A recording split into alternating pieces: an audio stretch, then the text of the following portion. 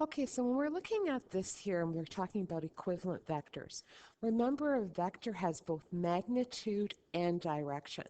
Now it's kind of a little bit harder to see, but what I'm going to do is I'm actually going to put little ticks here so that we actually can see what we're talking about. So if we look at, for instance, AB, the vector AB, we know that it's 3 and it's going to be to the right. Okay, so I'm going to put both of them there.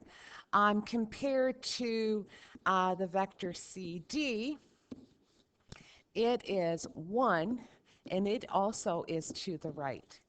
Now, if I looked at DC, okay, if I started the other way, then it also is 1, but the direction is going to be the left.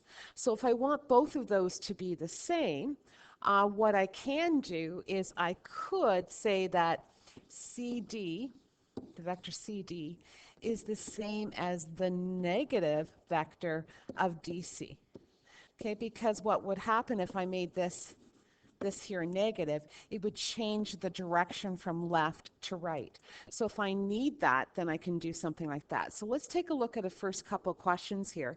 And if we look at AC, so if I go to my diagram here, so AC I can see is to the right because I go from head to tail, so A to C is to the right, and it's got a magnitude of 5.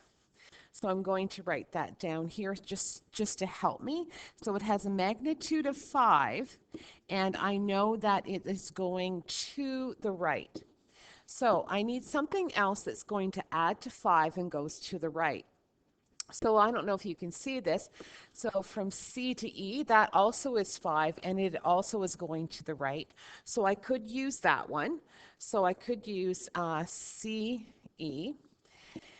And let's see what else we could do that comes to 5. I could, if we wanted to get creative, you don't have to do every single one. If I look at this AC again, if I went from C to A, that also would be 5, but it's in the opposite direction of what I want.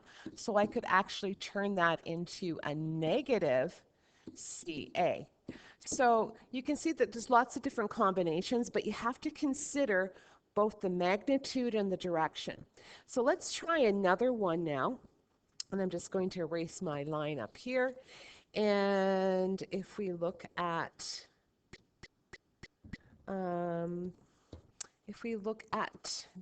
DE is 4, okay, it might be a little bit harder for us to get, right? So D to E is going to the right, and it's 4 units.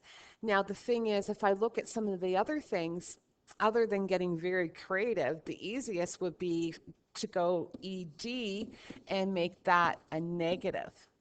Okay, so that would be the easiest way to do it. You probably could get into subtracting different vectors, but at this stage of the game, I take this as being almost just an introduction to vectors, so you don't have to get really, really creative about it.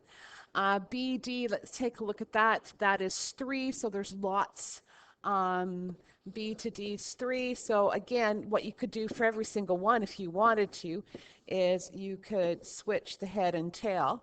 Now, I don't recommend doing that for all of them, but you could.